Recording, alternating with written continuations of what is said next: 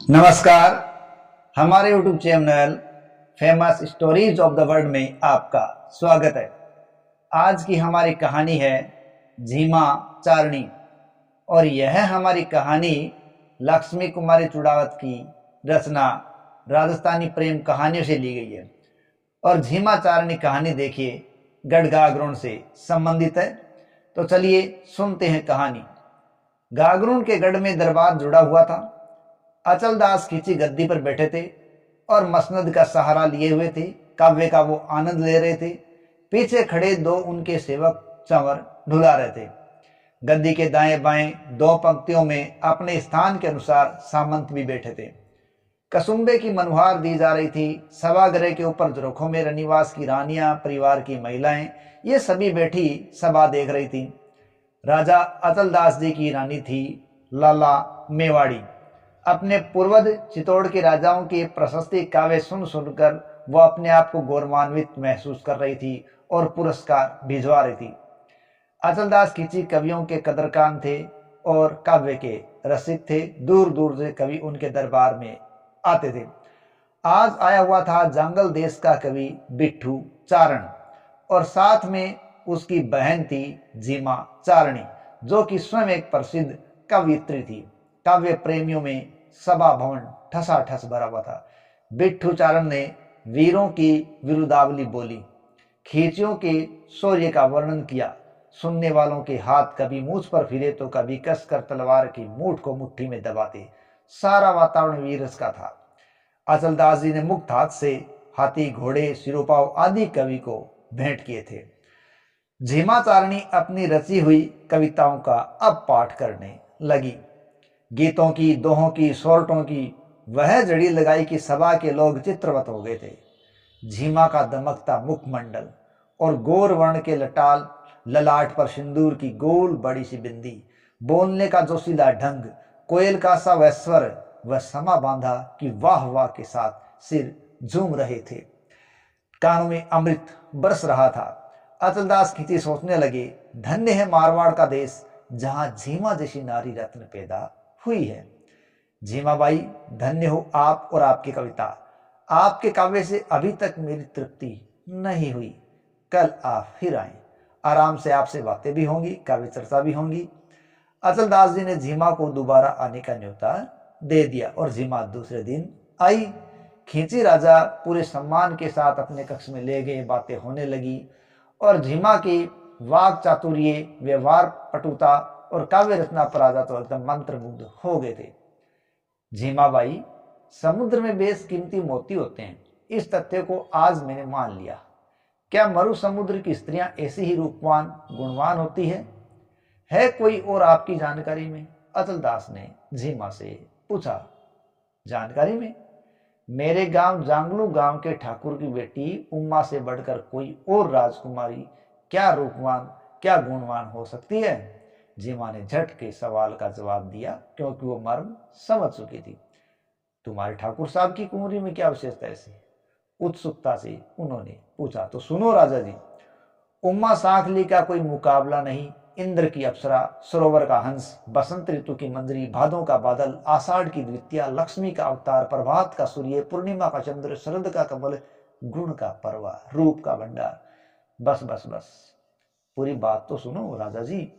बाह ऐसी जैसी चढ़ा हुआ धनुष, पतले नाखून, दांत अनार के दाने, होठ हिंगलू। अच्छे भाग्य के बिना राजा और पद्मिनी प्राप्त नहीं होते। राजा जी, जिस पुरुष ने पूर्व जन्म में अच्छे पुण्य किए होंगे उसे ही उम्मा मिलेगी। तो झीमा बाई, फिर मेरे साथ ये संबंध क्यों नहीं करा देती? खुशी के साथ। आप अपने कामदार मेरे साथ भेजें, जाकर लगन की तिथि तय करें। झीमा विश्वास के साथ बोली। लाख पसाव का पुरस्कार देकर अचलदास खींची ने बिट्ठू चारण को विदाई दे दी। ठाकुर साहब, गागरोन के राजा अचलदास जी आपकी उम्मा का हाथ मांग रहे हैं। बिट्ठू चारण ने जांगलू के ठाकुर खीमजी सांकला से जाकर यह बात कही। ठाकुर और ठाकुरानी ने कहा, सोना और उसमें सुगंध, देखना क्या और पूछना क्या। पुरोहित के साथ नारियल भेज दो गागरोन। पुरोहित उम्मा सांकली की सगाई का नारियल गागरोन पहुंच गया। लाला मेवाड़ी अपने महल में बैठी झूला झूल रही थी। धीरे धीरे गीत गुनगुना रही थी, साथ ही सोचती जा रही थी आज रात्रि भोजन में कौन सी पोशाक पहनूं, उनके साथ कौन से आभूषण हो। आज राजा जी से कहूंगी कि नया चंद्रहार बनवा दो। पुराने से मन भर गया। अचलदास जी को आते देख लाला मेवाड़ी खड़ी हो गई। इस समय कैसे आए, ये समझ तो उसके खड़ग चलाने के अभ्यास का है। मेवाड़ी जी एक बात कहने आए हो, मानोगी? मानो तो कहूं, एक अर्ज है। अर्ज है, हुक्म फरमाइए। लाला मेवाड़ी समझ नहीं पा रही थी। अचलदास जी कुछ कहना चाह रहे थे परंतु उनके बोल निकल नहीं पा रहे थे। ऐसी क्या बात है, कहिए ने। लाला ने आंख में आंख डालते हुए कहा, जांगलू से मेरे नारियल हैं? क्या? जैसे सिर पर आसमान आ गिरा। आंखें फाड़ लाला देख रही थी। मेवाड़ी माफ करो, होना था जो हो गया। राज तुम्हारा, प्रजा तुम्हारी, हुक्म तुम्हारा, हाकिम तुम्हारे, मैं तुम्हारा और उम्मा सांखली तुम्हारी। तुम इजाजत दो तो मैं शादी कर लूं। तुम्हारी खुशी पहले, पीछे मेरी। अचलदास जी ने मिन्नतें की। लाला मेवाड़ी विचार में पड़ गई। यह तो गनीमत है कि इजाजत ले रहे हैं। यदि ये आज बिना इजाजत जाकर विवाह कर ले तो इनको कौन रोक सकता है? एक क्या 10 विवाह कर सकते हैं। आज तक नहीं किया, ये कौन सी छोटी बात है। अन्यथा 4-5 विवाह करना तो आम रिवाज है। रोती हुई बोली, तुम्हारी मर्जी, पहले मुझे एक वचन दो। एक नहीं 10 वचन लो। लाला अचलदास जी ने लंबा हाथ किया। आ विवाह करो, ससुराल रहो, वापस लौटो, राह चलो, तब तक आप उम्मा सांख लेंगे। पर जिस दिन आप गागरों में पैर रखोगे फिर आप मेरे उम्मा से नहीं बोलोगे, आप मेरे हो, ये वचन दो। अचलदास जी ने अपने सच्चे मन से वचन दे दिया था। अब बारात चढ़ने की तैयारियां हो रही थी। लाला मेवाड़ी को न रात को चैन न दिन में रैन। रात भर लगता जैसे अंगारों की सेज पर वो सो रही हो। जांगलू में राग रंग हो रहे। अचलदास उमा पर मुग्ध हो चुके थे। झीमाचारणी ने जो वर्णन किया था उससे कम नहीं था। चंदन के वृक्ष पर काला नाग लिपटता है, गुलाब की कली पर भंवरा गुंजार करता है, वही स्थिति अब अचलदास खींची की हो रही थी। विवाह को पूरे 9 दिन हो गए। हमें तो राजा जी की शक्ल भी दिखाई नहीं दी। बारात में आए बाराती इस प्रकार एक दूसरे से बातें कर रहे थे। साथ में आए कामदार, प्रधान, सामंत मुजरा करने के लिए आने की अर्ज कराएं, पर वापस कोई उत्तर नहीं आता। एक दिन बड़ी कठिनाई से उन्हें आने की इजाजत मिली। मंत्री को एकांत में ले जाकर अचलदास बोले, मैं बड़ा दुखी हूं। दुखी हैं आप? सांकली जैसा नारी रतन पाकर एक क्षण तो आप उनसे अलग होते नहीं, फिर भी दुखी है। अचलदास जी ने कहा, इसीलिए तो दुखी हूं, उम्मा जैसी पत्नी पाकर। मेवाड़ी जी ने मुझसे वचन ले लिया था, गागरुन जाने के बाद उनके हुक्म के बिना मैं उम्मा से बात भी नहीं करूंगा। अब बताओ, मेरे जैसा दुखी मनुष्य दुनिया में कौन होगा। उम्मा तो ऐसी है कि एक पल भी आंख से दूर नहीं की जा सकती। और अचलदास जी ने गहरा श्वास छोड़ा। कुछ महीने स्वयं जांगलू रहने का विचार करके मंत्री, बारातियों आदि को गागरुन चले जाने के लिए उन्होंने कह दिया। मंत्रियों आदि ने सोचा ये तो गजब हो गया। उन्होंने एक कासिद भेजा। लाला मेवाड़ी को पत्र लिखा, रानी जी, राजा जी को शीघ्र बुलाओ। ये तो सांखली जी पर ऐसा रिझ गए हैं कि घर आने का नाम ही नहीं ले रहे। हमारा कहना तो मानते ही नहीं। कासिद ने लाला मेवाड़ी के हाथ में जाकर वो पत्र रख दिया। पत्र पढ़ते ही क्रोध की झाल एड़ी से चोटी तक जा पहुंची। आंखों से खून बरसने लगा, पर करे तो क्या करे। उसी कासिद के हाथ पत्र भेज दिया, उम्मा को साथ लेकर शीघ्र प्रस्थान करें, वरना मेरे मरने की खबर आपको मिल जाएगी। कासिद पत्र लेकर जांगलू पहुंचा। अचलदास जी रणवास में बैठे थे। मर्द तो वहां कोई जा नहीं सकता था। मंत्री वह पत्र लेकर जनानी डोडी पर पहुंचा। दासी को बुलाकर उन्होंने पत्र दिया, गागरुन से आवश्यक संदेश आया है, राजा जी के पास पहुंचा दो। उम्मा सांकली ने दासी से पूछा, क्या है, क्या लाई है, इधर ला। पत्र पढ़कर उम्मा ने उसके 100 टुकड़े करके फेंक दिए। दासी को डांटते हुए आज्ञा दी, जा कह देना मंत्री जी को, राजा जी ने पढ़ा ही नहीं पर फाड़ कर फेंक दिया। मंत्री, कामदार, हुजूरी लोग परेशान। अब करे तो क्या करे। हमारी पहुंच तो भीतर हो नहीं सकती। राजा जी से मुलाकात मुमकिन ही नहीं है। पत्र उन तक पहुंचता ही नहीं है। राजा जी तो अपने राजभवन में रंगलेरियों में मस्त हैं, हम लोग यहाँ कब तक पड़े रहेंगे। घर छोड़े अब हमको तो 6-6 महीने हो गए। उन्होंने फिर कासिद जोड़ाया और लाला मेवाड़ी के पास पहुंचाया। लाला के तो हाल बेहाल थे, आंखों से आंसू की धारा बह रही थी। अपने विश्वासी और चतुर मोहता को उन्होंने अपने पास बुलाया और कहा, मोहता जी सब कुछ अनर्थ हो जाएगा, या तो राजा जी को लाओ या मैं अफीम खाकर अपनी जान दे दूंगी। मोहता जी ने कहा, खम्मा खम्मा, हकीम खाकर मरे, अफीम खाकर मरे आपके दुश्मन।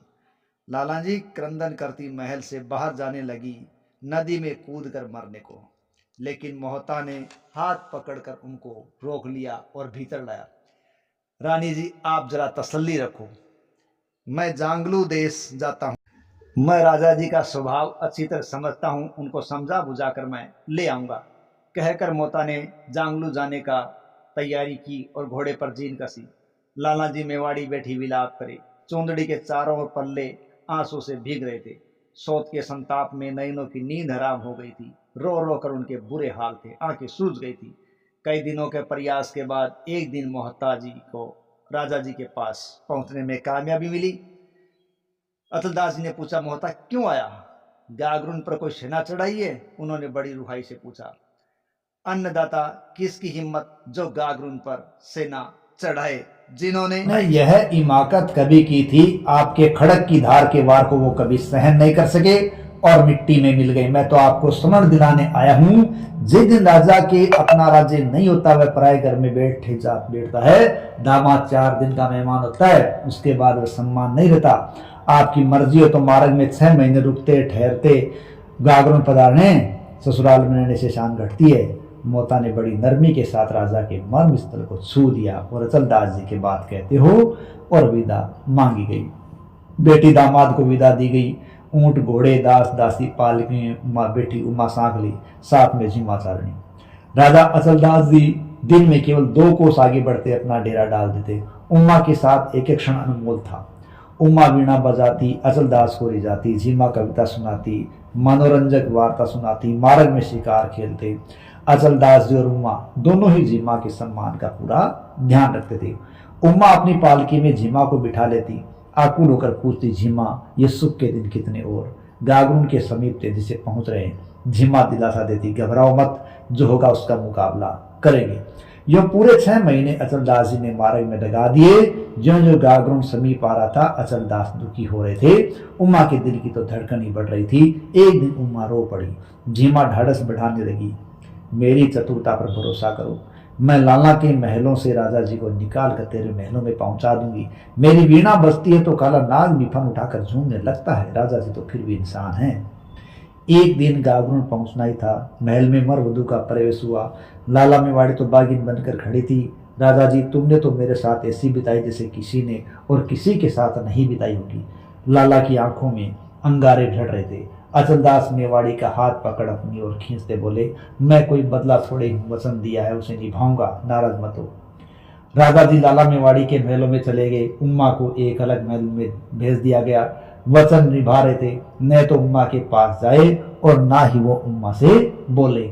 उम्मा को पति की झलक भी नहीं दिखाई दे रही थी। वहां पहुंचने के बाद एक एक दिन वर्ष की भांति बीत रहा था। झीमा के आगे विलाप करती रहती थी। वीर के दो वीणा वाणी वीणा वीणा की गाती रहती थी। बीती हुई मीठी स्मृतियों को याद करके रोती रहती थी। झीमा रात को मुझे सपना आया, वह बिल्कुल मेरे समीप आकर बैठ गई, हाथ पकड़कर मुझे उठाया और जो ही मेरे गले में हाथ डालने जा रहे थे कि मेरी आंख खुल गई। सोचती हूँ कि बस मैं सोती ही रहूं और मेरा सपना कभी न टूटे।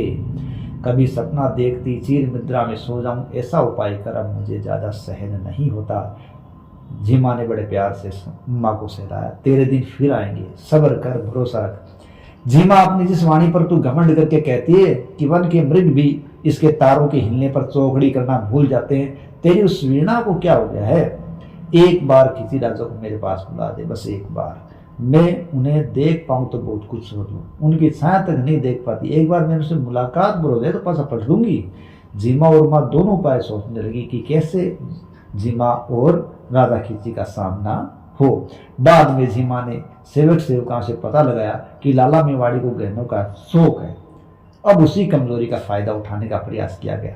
झीमा दासियों के साथ बैठ गई। उमा के एक हार की बड़ी प्रशंसा करने लगी। दासी ने सुना तो मालकिन के आगे बात कर दी। इस प्रकार लाला की दासी ने हार की बात लाला को बता दी। हार की प्रशंसा झीमा ने कुछ ऐसे ढंग से की कि लाला जी को देखने की उत्सुकता हो गई। लाला मेवाड़ी की दासी ने आकर झीमा से कहा, वह हार पटरानी जी देखना चाहती है। और झीमा यही तो चाहती थी। नौलख का हार ले लाला जी मेवाड़ी के पास गई। हार को इधर से उल्टा इधर से पलटा। हार लाला जी के मन चढ़ गया। झीमा बाई, मैं भी ऐसा ही हार बनवाऊंगी, एक दिन के लिए छोड़ दो, कल लौटा दूंगी। लाला जी मेवाड़ी का मन हार पर अब ललचा रहा था। झीमा ने झट से लाला के गले में हार डाल दिया। ओह, कैसा सुंदर जच रहा आपके गले में, देखिए जरा दर्पण में। झीमा ने बात आगे बढ़ा दी। लाला जी मेवाड़ी उठ दर्पण में अपनी छवि निभारने लगी। यह है आपकी नजर है, बस एक रात राजा जी को उमा के महल में भेज दो। झीमा ने निशाने पर तीर मार दिया। 2 क्षण तो लाला झिड़की, पर गले में पड़ा हार अब भी दर्पण में दमक रहा था। एक रात से क्या फर्क पड़ता है, वचनबद्ध तो वे है ही, फिर भी शर्त रख दूंगी। लाला मेवाड़ी ने झीमा से हाँ कर दी। झीमा अपने वाक चतुरे से लाला को भी मोहित करके उठ गई। रात को अचलदास जी लाला के महलों में आए। 16 श्रृंगार कर गले में हार पहन मुस्कुराते हुए पति का स्वागत किया। खींची राजा की गले में पड़े नौलख का हार पर नजर अटक गई। मेवाड़ी जी, ये नौलख का हार मेरे पियर से आया है, राणा जी ने भेजा है। क्यों नहीं, मैं मेवाड़ के मालिक है, ये हम कहने देंगे इसे तो। रात को अवसर देखकर लाला ने कहा, कल रात आप उमा के महलों में जाकर सोना। अचरज से अचलदास लाला का मुंह देखने लगे। इस मुंह से आज ही शब्द कैसे निकले, पर मन में बहुत खुशी थी। लेकिन एक शर्त है, आप सोएंगे वहां, लेकिन अपना कमरबंद नहीं खोलेंगे। ये शर्त लाला ने रख दी। उम्मा की छाती अब धड़क रही थी, खुशी से और अनजाने डर से। झीमा, आज तुम्हारी चतुरता समझदारी का दिन है। और आज कई दिनों बाद उम्मा का घर आलोकित हुआ था। उम्मा की एक आंख हंस रही, दूसरी रो रही। पल पल चेहरे पर नूर चढ़ता और उतरता। हाथ जोड़ इस देव को मना रही थी। उम्मा ने स्नान कर बढ़िया पोशाक पहना दी। वही पोशाक पहनाई जिसे कभी एक दिन अचलदास ने उम्मा को पहनाकर बार बार निरखा था। ललाट पर कस्तूरी का तिलक लगाया। बाल बाल में उतने ही मोती पिरोए जितने पिछले महीनों में आंख से आंसू टपकाए थे। रात पड़ी, राजा आए। खम्मा खम्मा शब्दों से स्वागत करती झीमा भीतर लाई। लाखों मनोरथ इच्छाएं मन में लिए उमा उमंग से मिलने को आगे बढ़ी, पर उनके पांव जहां थे वही थम गए। न तो वह हिल पाई और न बोल पाई। अचलदास जी ने उसका आंख उठाकर भी नहीं देखा। सीधे पलंग की ओर बढ़े, तलवार सिरा ने रखी, जूतियां खोली, पलंग पर दूसरी ओर मुंह करके लेट गए। न अंग रखा उतारा, न कमरबंद खोला। वस्त्रों में कसे कसाए लेटे हुए राजा जी दीवार की तरफ ताकने लगे। उमा कुछ देर तो स्तब्ध खड़ी रही, फिर धीरे धीरे आकर पलंग के किनारे के पास खड़ी हो गई। उनकी नजर उम्मा की तरफ मुड़ी ही नहीं, दीवार पर ही थी। उम्मा की आंख से 2 मोती लुढ़क पड़े और झीमा ने स्थिति देखी। कमरे के बाहर बैठ वीणा के तारों को उसने छुआ। असावरी राग झंकृत हो चुका। स्थिति के अनुसार उसने दोह की रचना की और कहा, उम्मा तू धन्य है, तूने पति को मोल तो ले लिया, पर लंबी मुद्दत के बाद मिलन की सुगत रात्रि को ऐसे कैसे बिता रहे हो। अर्धरात्रि का समय हो रहा है, कीर्ति नक्षत्र नीचे ढल रहा है। हार के एवज में पति को लाए हैं, पर वह न हंसता है न बोलता है। झीमा का कंठ स्वर वायु में लहरा रहा था। मन की भावनाएं हृदय चित्त कर गले से निकल रही थी। अचलदास झीमा के काव्य और वीणा का परसंत तो था ही, बिना बोले चुपचाप संगीत का आनंद लेते एक एक उसके शब्द को सुन रहा था। उम्मा बेटी पैर दबा रही थी, उसकी आंखों से आंसू टप टप टपक रहे थे। उसके आंसू देखकर झीमा को भी बुरा लग रहा था। उसने बोला, चंदन काठ का बेस कीमती पलंग है, कीमती कस्तूरी की सुगंध से शयनकस महक रहा है, सब कुछ बेबब है, पत्नी बिलख रही है और पति सुख से सो रहा है। ऐसा दाम्पत्य जीवन तो 3 कौड़ी का भी नहीं है, आग लगे ऐसे घर में। आवाज को तान कर झीमा ने दूसरा दौरा गाया, लाला जी मेवाड़ी ठीक है, मगर उम्मा का क्या मुकाबला। पर मुश्किल तो यह है, अचलदास टट्टू की सवारी करने वाला एक घोड़ा ठहरा, वह एक इराकी घोड़े की सवारी क्या करेगा। यह सब सुनकर भी अचलदास न हिला न ढूला। झीमा के मन में दुख के वीणा के तारों को उतारते रह गए। वचनों के बाण सीधे खींची राजा पर थे। अरे कल तो हमने अचलदास जी को हाथी घोड़ों की तरह ऊंचे मोल पर खरीदा है, ये तो पितल का निकला, सोच के कहने मात्र से ही बदल गया है। पत्नी के ललाट का तिलक भी इधर उधर नहीं फैला। माण की लड़ी तक नहीं खिसकी। हमारा तो हार भी गया, काम भी नहीं बना। पिया तो चुपचाप ही पड़ा। उमा ने अपना हार भी खोया, अपना मान भी गंवाया। इतना कुछ होने पर भी उमापति का प्रेम नहीं चख पाई। क्या रे किस्मत है। एक नहीं अनेक कामों तेजक दोहे उसके दिल पर चोट करने वाले जो मैंने सुनाए, पर अचलदास टच से मस लिए। उनको अपना वचन निभाना था, कठोरता से अपने मन पर संयम रखा।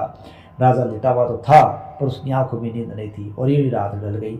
झिमा ने झुंझलाहट में चिढ़कर ताना मार दिया, हम इस खींची राजा को बेच रही हैं, आओ खरीदो, बड़ा सस्ता दे रहे हैं। कल 50 में हमने लिया है, आज 25 में दे रही हूँ, कोई ले लो। मांगने पर ने वस्तु मिल जाती है, पर प्रियतम कभी मांगे नहीं मिलता। क्या पगली उम्मा, इस मांगे हुए को जाने दो, अपने को नहीं चाहिए। इसी ऊहापोह में रात्रि बीत गई। उस काल होते ही लाला जी मेवाड़ी की दासी आ गई। राजा जी को भेजो, दिन निकल रहा है। ये आगे चलता रहा। झिमा झिड़क कर बोली, ले जा अपने राजा जी को और हमारा हार वापस करो। अचलदास जी पलंग से उठ खड़े हुए और लाला जी मेवाड़ी की दासी के साथ जाने को तैयार हुए। झिमा जी, रात को आपने ये गाकर क्या कहा, हार सट्टे पीऊ आणियों, हार के बदले पति को लाए हैं, क्या मतलब है आपका। राजा जी, लाला जी मेवाड़ी ने आपको भेजा था, हमने हार देकर आपको एक रात के लिए खरीदा था। हमारा तो हार भी गया और आप भी चले गए। मेवाड़ी की यही हिम्मत कि मुझे बेचे। खींची के ललाट पर 3 सल अब पड़ गए थे। झिमा ने आग में घी डाल दिया। जी हुजूर, लाला जी मेवाड़ी के सिवाय आपको और कौन बेच सकता है। उम्मा ने तो आपको खरीदा है और मैं झिमा गाकर दुनिया को एक किस्सा सुना रही हूँ। राजा जी के कलेजे में झिमा के बोल चुप गए। लाला जी को मुझसे भी हार ज्यादा प्यारा है। उम्मा कहो तो लाला के महलों में जाने की कसम खा लूं। अभी तो आप जाएं वहां, लेकिन मैं बुला भेजूं, तब तत्काल आ जाएं। उम्मा का चेहरा चमक रहा था। अचलदास जी महलों में बैठे लाला जी के साथ चौपड़ खेले थे। उम्मा की दासी आई, बादशाह के महलों में पधारो। अचलदास जी हाथ का पासा फेंक उठ खड़े हुए जाने को। लाला मेवाड़ी ने अंगरखे का पल्ला पकड़कर कहा, जाते कहाँ हूं, खेल पूरा करो। तुमने भी तो मुझे उम्मा को बेच दिया है, अब क्या। पल्ला छुड़ाते राजा ने बोला, राणा जी की सौगंध, जो अब मैं तुम्हारे साथ पत्नी की तरह रहूं। क्रोध में लाला मेवाड़ी ने ऐसा कह दिया। बस उम्मा को और क्या चाहती थी। उम्मा जो चाहती थी वो तो आज अपने आप हो गई।